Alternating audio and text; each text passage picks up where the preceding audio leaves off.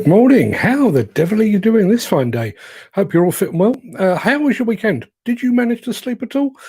I slept with the window open last night. I woke to find the entire cast of A Bug's Life in my bedroom. Now, I've got a lot to tell you. In actual fact, I'm going to keep the chat on the screen because there's something that I need to respond to there. Yes, I have a lot to tell you. First of all, the next few weeks are going to be just a little bit disrupted here on the show. On Wednesday and Thursday this week, I won't be here because I'm on a top secret mission overseas. Now, I know Ken Hatcher has raised the fact that it is Case Roadshow next week. I won't be there. It was always going to be touch and go, but I have duties to perform elsewhere, so I won't be there. So if anyone would like to pop along to the Case Roadshow, grab some footage of it, I'd be very grateful. As I've said, we're going to be on a top secret mission. So my plan basically is to have some stuff ready for you. Hopefully our new AI anchor, Demolition, might be able to fill in for me at least on one of those days. Now, next Monday, I think it is, I'm going to be in Ireland as well. And the week after that, I'm returning to Italy, although still finalising the details on that. But the good news is, I guess, most of all of this is going to be the last of the travel for the rest of the year, I would have thought. I think people are just trying to get us in and get stuff done while the weather still holds. So I wouldn't be at all surprised if the travel peters out in the not too distant future. But I will, I promise, do my level best to minimise the disruption and try to leave behind some bits and pieces to keep you all occupied. Yes, given that this week, this bit disjointed this morning, given this week marks the 83rd anniversary of the beginning of the Blitz on London, I have compared the response to that national crisis to the response against the Iraq crisis that is currently raging across the UK. Those of you in the WhatsApp group have already seen that, I would imagine. Those of you that aren't in there, and if you're not, why not? I'm just posting a chat to my weekly column in the chat right now. There we are. I think you'll enjoy it. As I say, the link is in the chat. And one other thing that I do need to mention, we have another Liebherr hat up for grabs. Very smart it is too. There you are. That is it from all relevant angles. Is there anything on the back? No, there's nothing on the back, but it is one of those. That's up for grabs. If anyone would like to win that, then the instructions will be flowing across your screen right about now. There you are. Just type CAP, C-A-P, into the chat, and I will draw the prize winner at the end of the day. End of the day, end of the show. Now, without further ado, while you're all typing CAP into the chat, let me roll the intro, post the question of the day, and get this show on the road. And hopefully by the time it comes back, I'll have caught up with myself.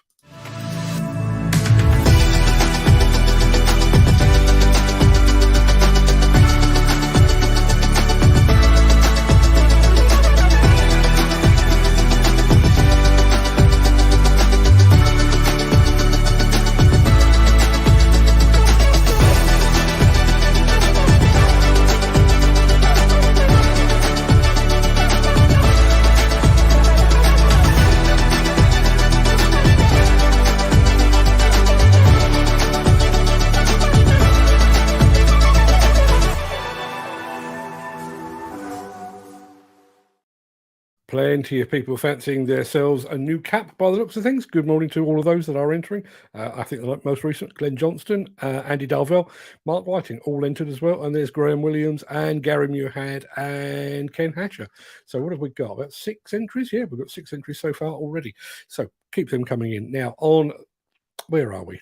It is Monday, the 11th of September. Welcome to the stately pleasure dome that is The Breakfast Show. I am your host, Mark Anthony. In today's show, Fast and Furious, a Canadian bridge is demolished against the clock. Bomag goes light on compaction. Hilti takes the strain out of overhead work, and we're checking out the controls on the next generation of Caterpillar-wheeled excavators. Plus, as I've already mentioned, there is a Liebherr baseball cap up for grabs right about now. Just got to type the word cap into the chat. We'll get to all of that in just a second, but first, let us peer back through the mists of time to see what was happening on this very day in history.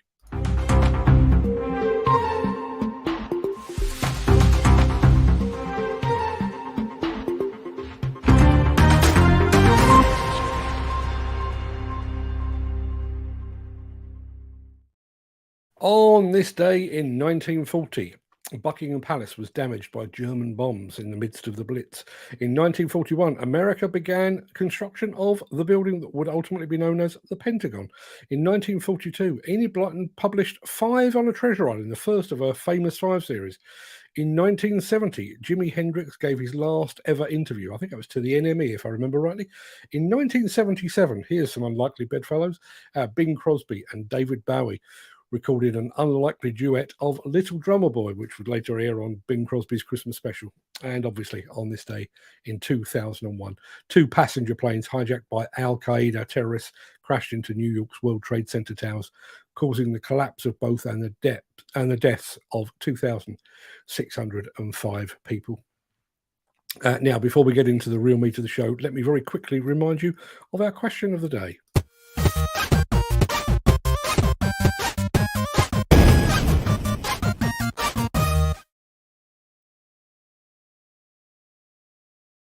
Yeah, nice easy one to kick off the week with. Does your family have a family recipe? A dish that you believe to be unique to you and yours? My wife brought many things to our marriage. Key among them is her grandmother's recipe for bacon pudding. Suet pudding filled with bacon and onions. I would hate to eat it right now, but when the nights draw in and there's a cold chill in the air, there's nothing better than Lucy's... That's not my wife, that's her grandmother. Lucy's bacon pudding and a big pile of mash. What about you? Let us know in the chat. Do you have a family recipe? Now this.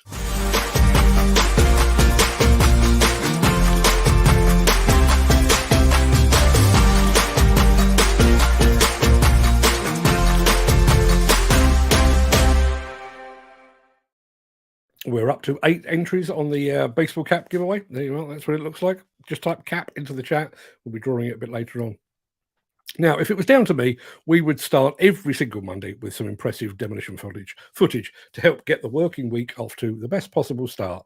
Obviously, that's not always possible, but today, it most certainly is. Priestley Demolition over in Canada have carried out an impressive bridge demolition project against the clock. And better yet, they have video recorders on hand to capture the action. Get a load of this.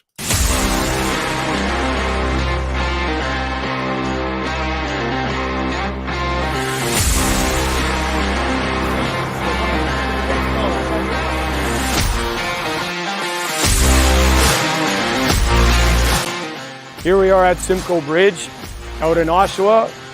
We've got half of this bridge demo to take down tonight. The closure is only 8 hours, so not enough time, but it will be done.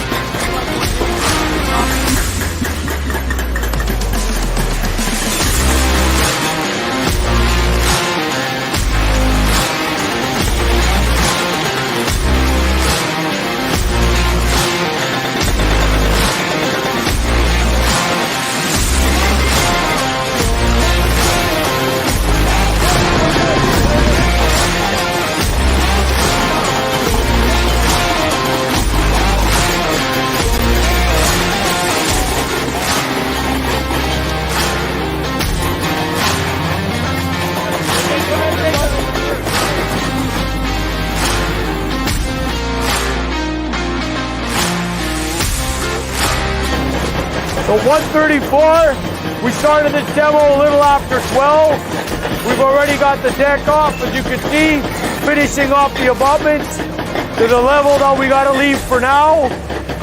Once this abutment is completed, we'll start our cleanup and get off the road.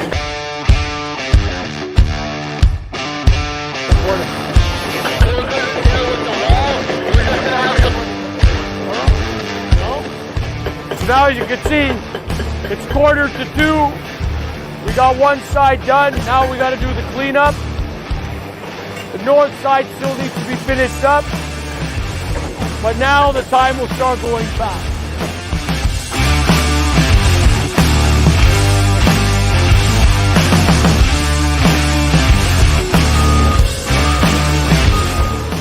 So we got one guy over here, he's exposing those center piers. We still got to go down a little bit below grade. So as soon as he gets that area cleaned up, we can have a machine focusing on that area, right?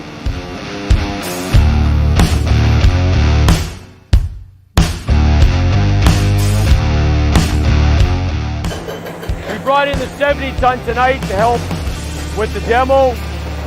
That big hammer, big machine really made a difference in this bridge deck. And now you can see him working on these abutments. He'll definitely help speed that up as well.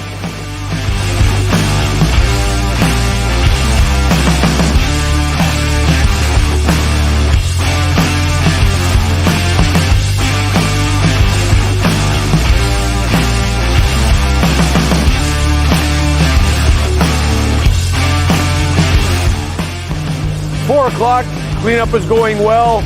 Looks like we'll end up handing over the road or the highway before 7 o'clock to Brennan. This team did really well considering the time constraint we had. Everybody worked hard and they pulled together and we're almost there.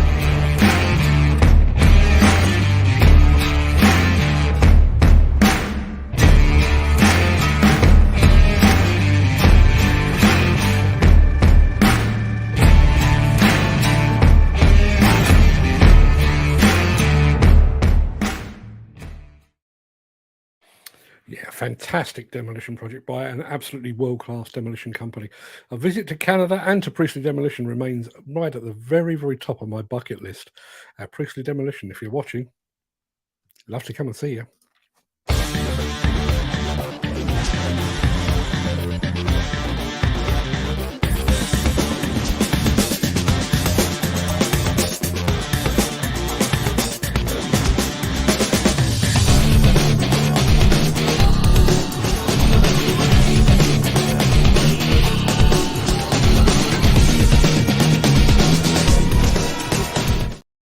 It is Demolition time again, people, as she's returned from her weekend break feeling and looking refreshed, even if she is still wearing the same outfit as last week. The thing we're about to tell you about is a wearable worker exoskeleton, a bit like a scaled-down version of the one worn by Ripley in the Alien movie, if you remember that. So it seems only appropriate that we should have a futuristic presenter talking about such a futuristic topic. Regular viewers might recall that we have previously featured a wearable exoskeleton from power tool leader, Hilti. Well, now Hilti has launched a new and improved version of its innovative skeleton to offer relief for above-shoulder level tasks across a variety of applications. The new XOS exoskeleton features an even more inclusive design able to fit a more diverse range of bodies, with additional support and comfort. According to Hilti, musculoskeletal disorders are a significant cause of health problems in the workplace, accounting for some 60% of all workplace health issues within the European Union. In construction, they are an even more pressing problem, with workers tasked daily with repetitive overhead and over-shoulder jobs leading to an increased risk of injuries, time off and a lack of productivity, and sometimes early retirement. Hilti's new XOS is suitable for all-day use, providing freedom of movement and weighing just 2.4 kilograms. The XOS is one of the lightest shoulder exoskeletons currently available. I'd love to try one of those out for the day. I know it wouldn't help much in the confines of this office, but I'd love to take it out into a working environment. My best mate, no longer with us sadly, was a local builder, and overall he was as fit as a flea, but his neck and his shoulders were ultimately screwed by the time he was about 40 years old because of all the overhead work, holding up plasterboard and erecting ceilings and that kind of thing. But here's a thought. How would you use an exoskeleton? I reckon it would be fantastic to get some additional support for your knees for getting in and out of a machine, because that bottom step is still always that little bit too far above the ground. Anybody else have any suggestions? Please let me know in the chat. While you're doing that, I'll roll this. Since the finance bill came into effect in April, the construction industry has seen a surge of fuel thefts. The rising cost of living has placed an additional risk of theft by employees and contractors, as well as opportunistic thieves. By using diesel dye and placing warnings of its use, you are sending a clear message that this is your fuel.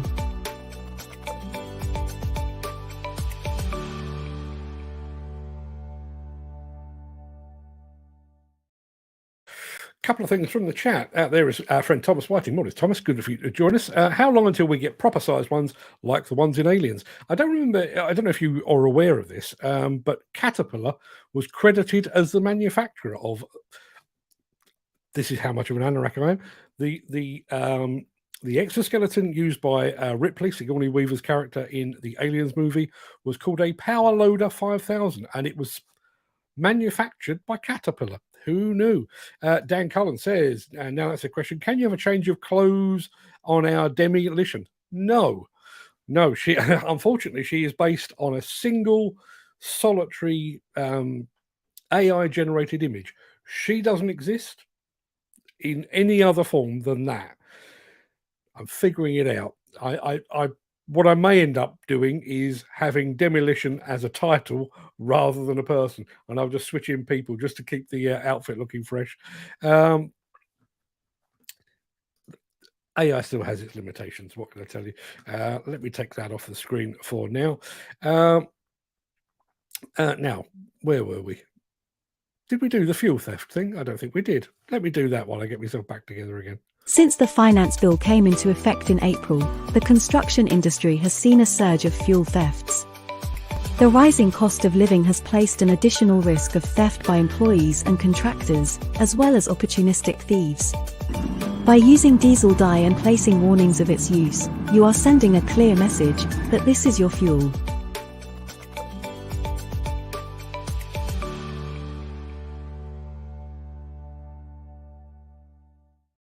I don't know about you, but when I think of Bomag, I think of huge lumbering compaction machines for asphalt and landfill applications. But as you're about to see, Bomag can have a more delicate touch when it's required.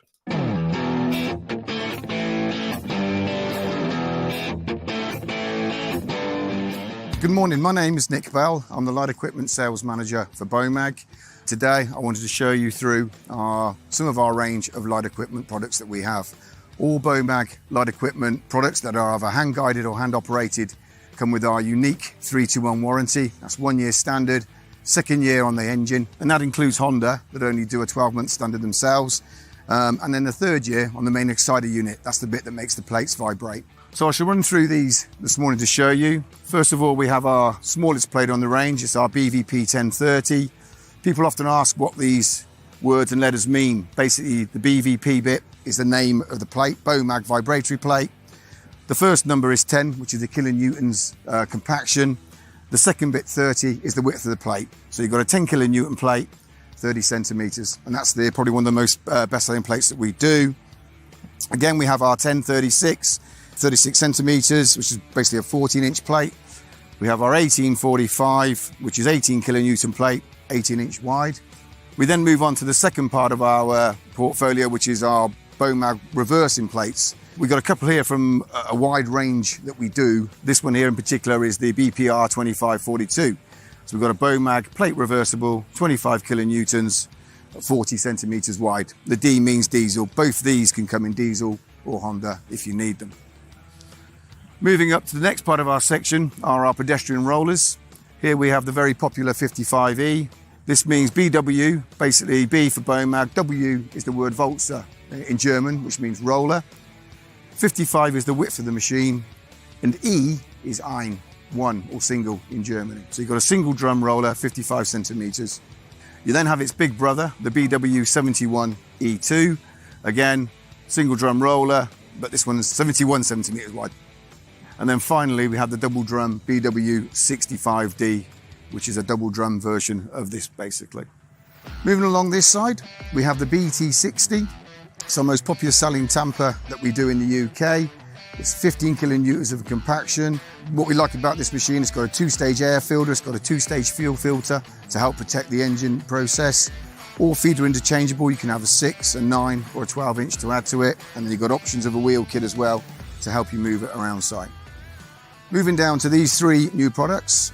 Obviously the demand in the UK and across the world now for electrification products is coming more into force. Already in the UK market we have what's called the BT60E, E for electric. Same output and performance as the BT60, but obviously difference is it's battery driven. This battery will last on average 30 to 40 minutes a day. Charging time on a standard charger is 4 hours. With a quick charger we can do it in 2 hours. These two machines here are the sisters of the 18-inch and these 14-inch plates. Again, both battery driven. Same battery as the BT60, so they can all be interchangeable on site. Again, 30 to 40 minutes running time and charge time of 2 hours on a quick charger and 4 hours on a standard charger. We have 10 dealers across the nation, from Cornwall to Kent to Inverness and Scotland, and covering all of Wales, Isle of Man and the Channel Islands as well. And again, all those details can be found on our website, www.bomag.com.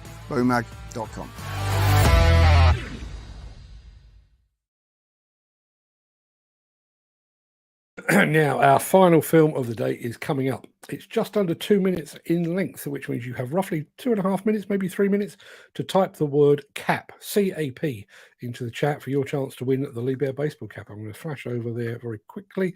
I can tell you, you currently have a 1 in 9 chance of winning that damn fine specimen from our fine folks at Liebherr. So you've got 2.5 minutes or thereabouts to type the word CAP into the chat. I think somebody's just taken us into double figures.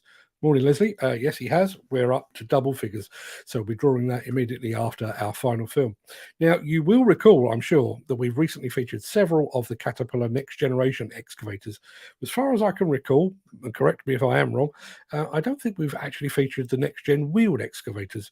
Now, given that the wheel model share many of the features of their tracked brothers and sisters, I thought that rather than looking at the machines overall, we'd take a look at the controls.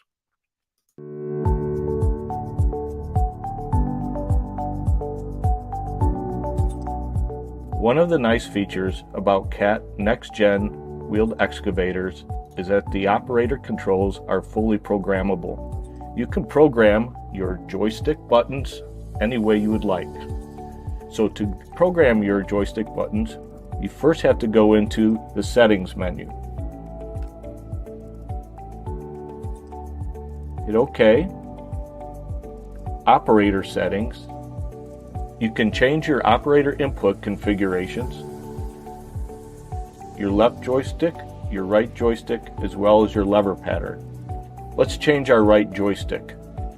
All you do is hit right joystick, and then you can program any one of the buttons using a touch screen. So on here, we'll assign cruise control, and you can see it's activated now. To get out of this and to save it, you hit home. Okay, let's go in now, back into operator settings. Operator inputs and configurations, and you can change your lever pattern. Say you don't want ISO/JIS, you click on that and you have a number of options that you can to meet operator preference. So let's back out of that, hit home, and you're ready to go to work.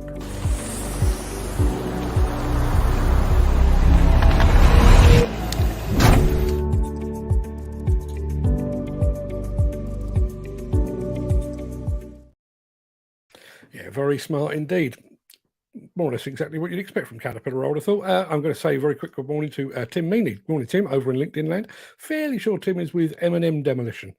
Nothing to do with the rapper, but M&M Demolition. Good morning, Tim. And he has entered the competition, which, speaking of which, neatly segues together. We have 11 entries to win this baseball cap. And I think I'll give you about, let me say 5, 4, 3, 2, 1, go. Let's see who has won the baseball cap today.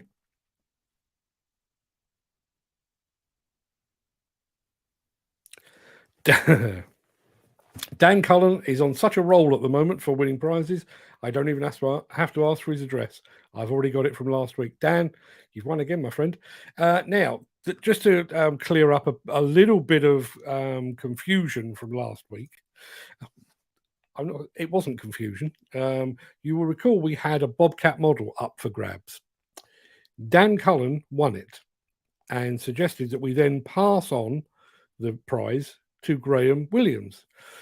I came off air, got ready to take the model to the post office, and I had a message from Graham Williams saying, no, don't send it to me. Send it to Mick Norton as a thank you for all the help that he's given me over the past couple of months. So The model, as a result of all of that, the model is actually sat on my desk, but it's got our friend Mick Norton's address on it. That'll be going in the post to him at about 12 o'clock today. So that's all sorted out. And while I'm down there, I will send Dan Cullen his latest hat. He's got quite a collection. Lots of people, let's have a look. Leslie, again? Yeah, quite right. Well done, Dan, says Gary Muirhead. Wow, thank you. Oh my God. How could you possibly be surprised at this point? Glenn Johnson says, congratulations, Dan. Andy Darvell, I'm pressing the button, and even I'm starting to believe it might be a fix. And there is Leslie saying, well done, Dan. Yeah, absolutely. Now, we got one final thing to get through before we go and have a chat amongst ourselves.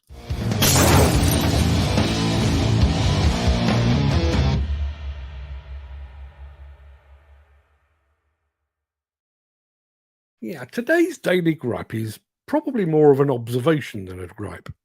So you're walking down the road, or you're sat in your car, and you hear a rumble. That rumble grows louder and louder until it becomes clear that the rumble is in fact someone playing the music from their car at maximum volume. They've got the windows down and the bass from their subwoofers is setting off car alarms and causing pigeons to fall from the trees. The driver might be a young person who has clearly spent more on his car stereo than on the car that it sits in. It could be a delivery driver fueled by heavy bass and Red Bull. It might be coming from a fancy car driven by somebody plenty old enough to know better. But they all have one thing in common, aside from, obviously, burst eardrums. They all seem to have terrible taste in music. Seriously, have any of these disturbers of the peace driven past you and you thought, oh, that's a fine tune, I must Shazam that immediately? I don't believe that's ever happened. It's like there's a club for people with terrible taste in music, and part of their terms of membership is to showcase their awful din to the public, whether the public want it or not. Anyway, and take it from me, I play music loud, but not that loud. Anyway, that's my gripe of the day. I'd love to hear yours. What is it that grinds your gears, gets you go, and generally butters your proverbial parsnips? The daily gripe therapy session will return forthwith. That pretty much wraps up the main part of this morning's show, but I'm going to roll the outro in just a second before leaping gazelle-like over into the chat to see what you're all saying today. If you can't stick around for that, then please stay safe, look after yourself, your family, your friends, and your colleagues.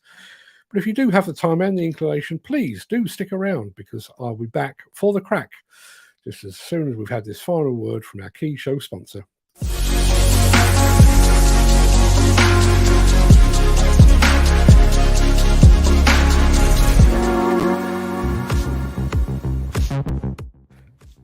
Good morning, everyone. Good morning.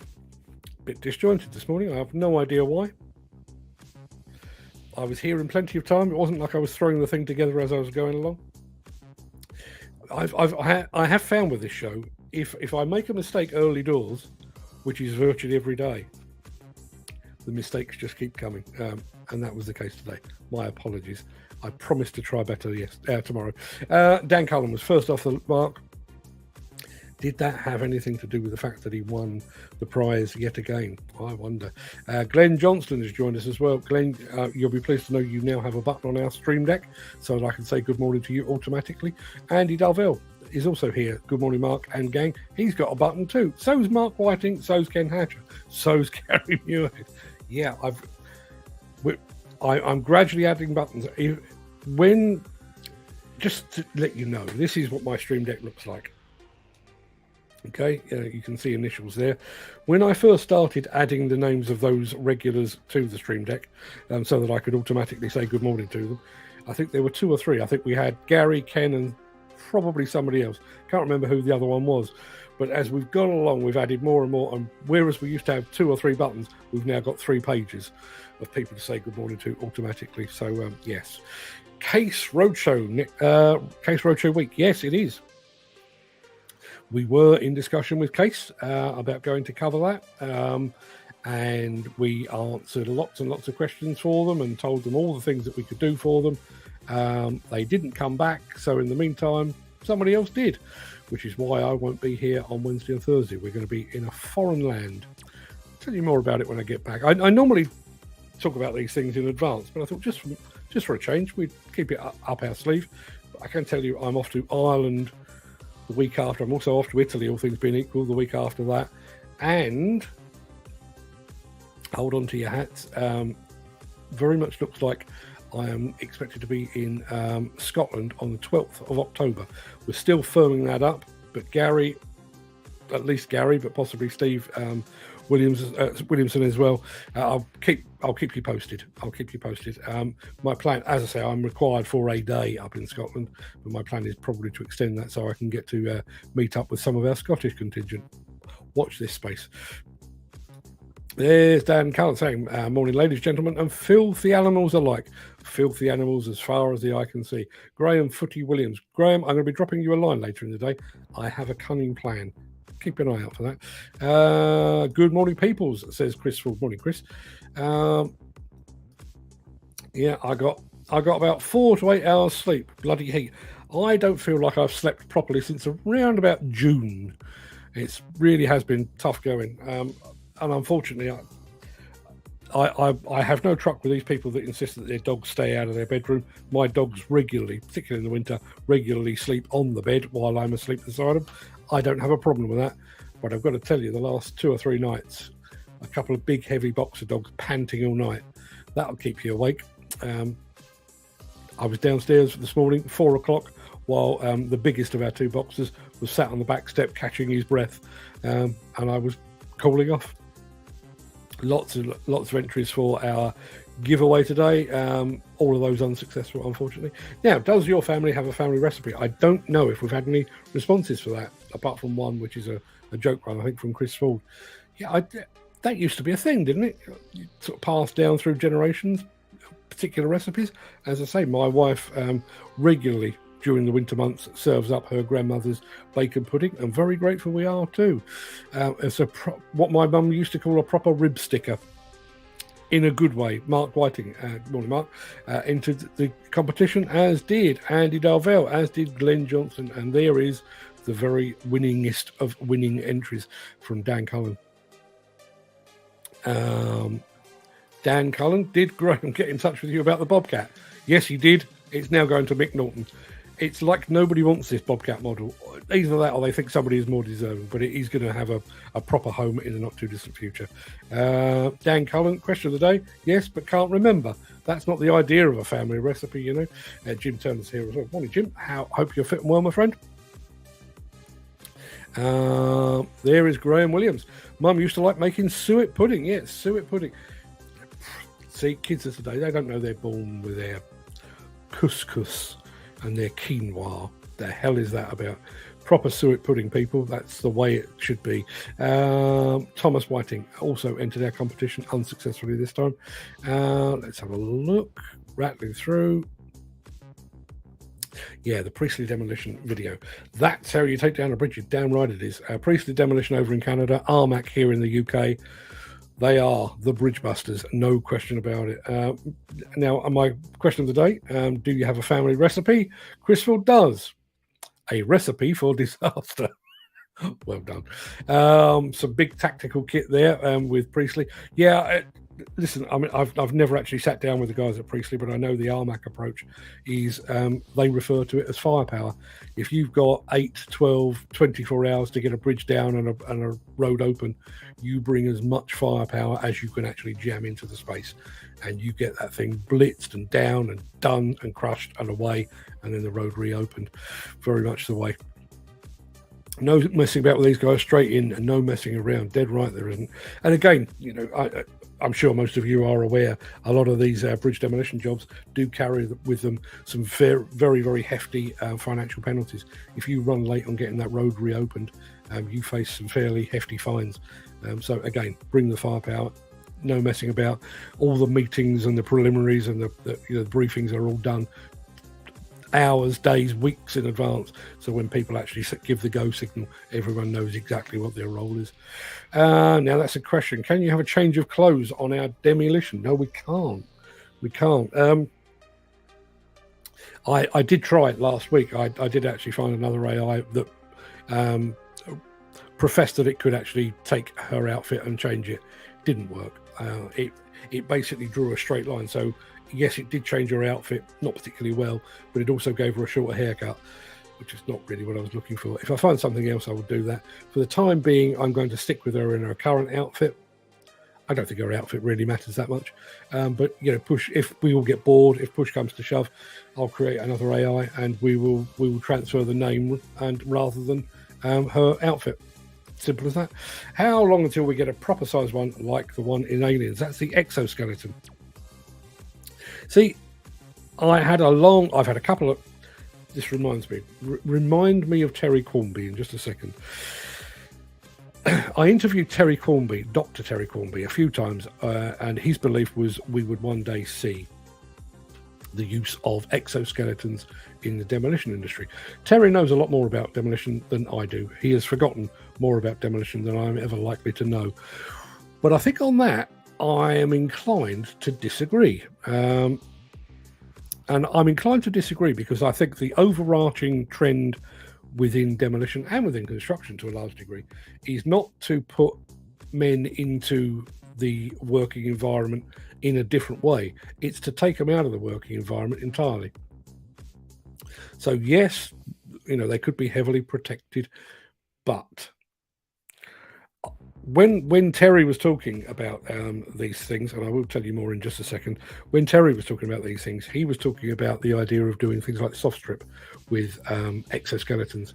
So you've actually got the exoskeleton from Hilti basically takes the strain. Terry's concept is that they will actually add power to you.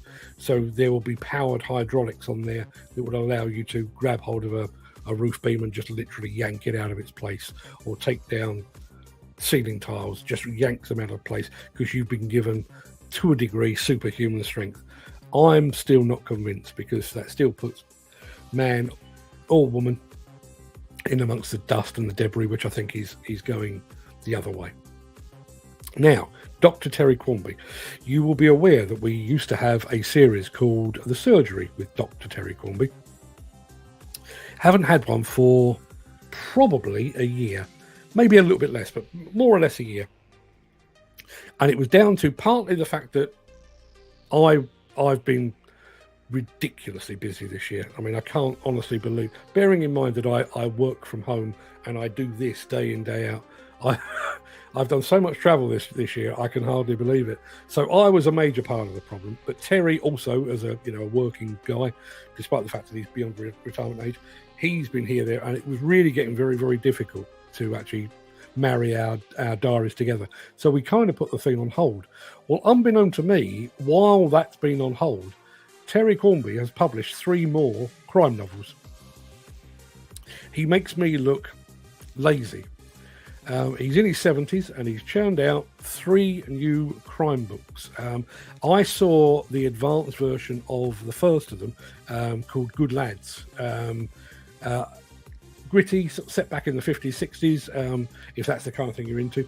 Go and have a look over on YouTube, on Amazon. Search for Terry Cornby, TerryQuarmby, and you'll find Terry's 3 books. If you like that kind of thing, I'm planning to get one. I'm going to get the next one.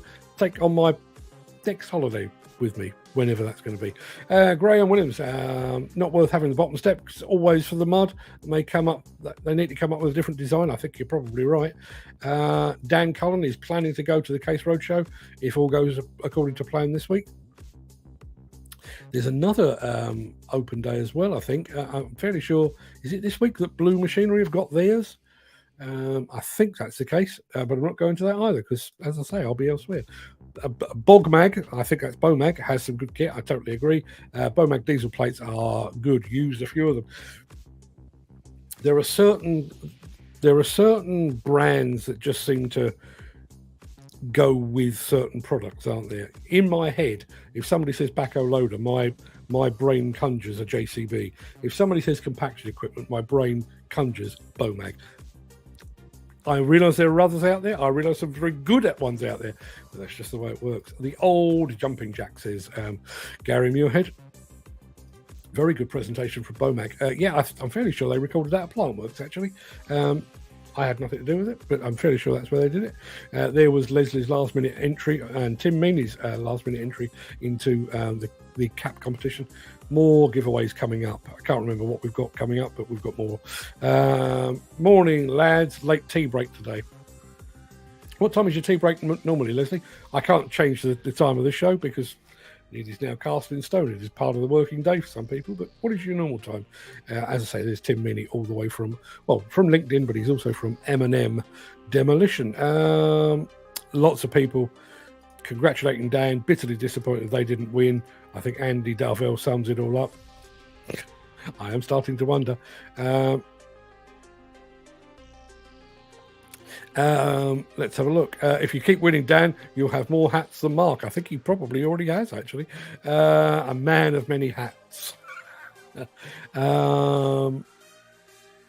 Yeah, our friend Leslie says, usually 90s rave that they bang out. Yeah, either that or really, really rubbish rap music.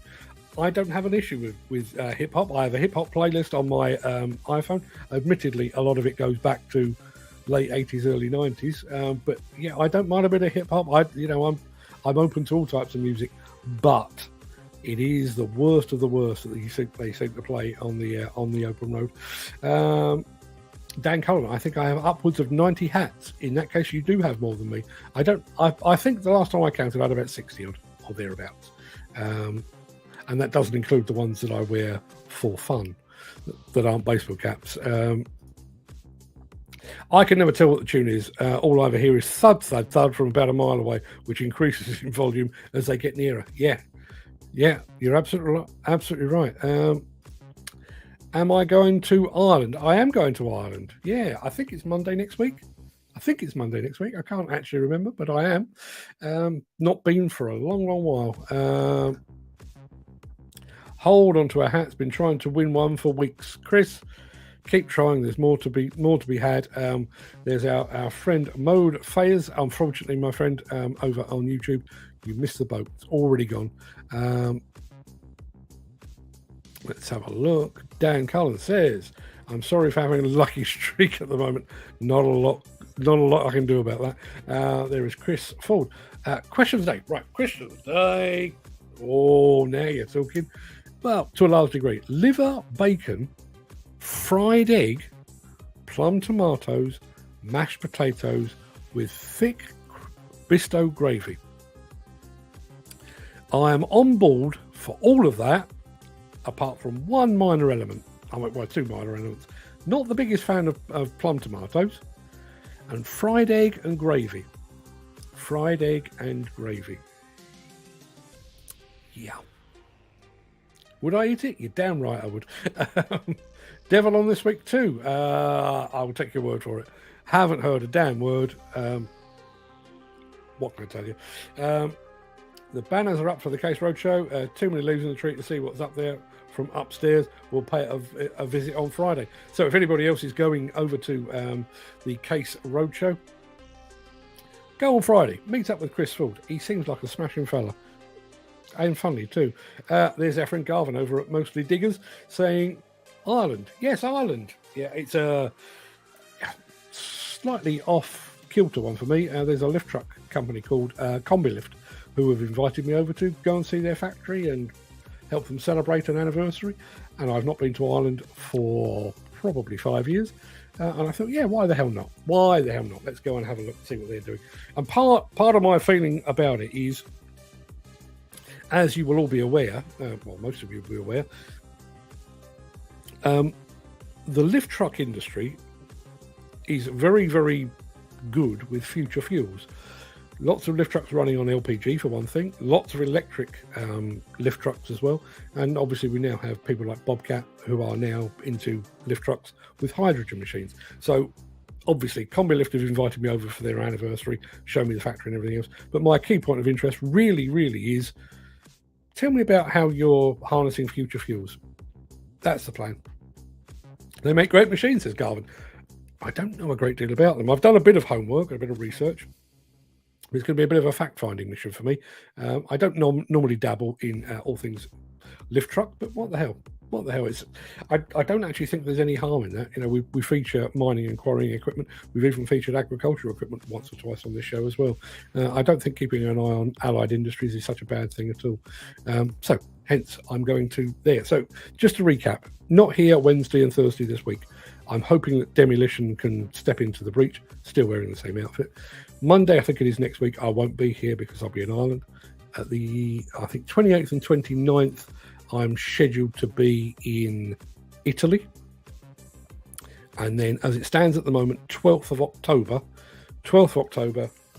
is currently penciled in for a long-awaited trip, a long-overdue trip, actually, to Bonnie, Scotland. So I'll keep you posted on all of that as the plans materialise. That will just about do us for today, I think, everybody. Go and have a fantastic day. I think we are getting to the last knockings on the weather, aren't we?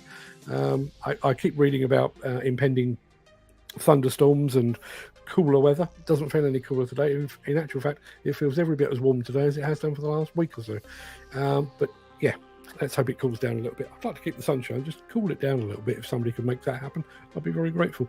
I will be back here tomorrow for more of the same. The Breakfast Show reconvenes at 10 a.m. Who's up for a jar after the roadshow? Says Jim Turner. Well, see, had I known that was on the table, I wouldn't. I'm still going overseas. But if anybody is up for a jar, bearing in mind it's right on Chris Ford's doorstep, he can probably walk home from it. I don't know if he's a drinker, but I'm fairly sure he may well be up for a jar. But speak amongst yourselves. Speaking of speaking amongst yourselves, very quickly, I have posted a link to it in the chat. I'm going to do so again now. If you would like to read my latest weekly column, you can do so right there, but you can also do it over in our WhatsApp group.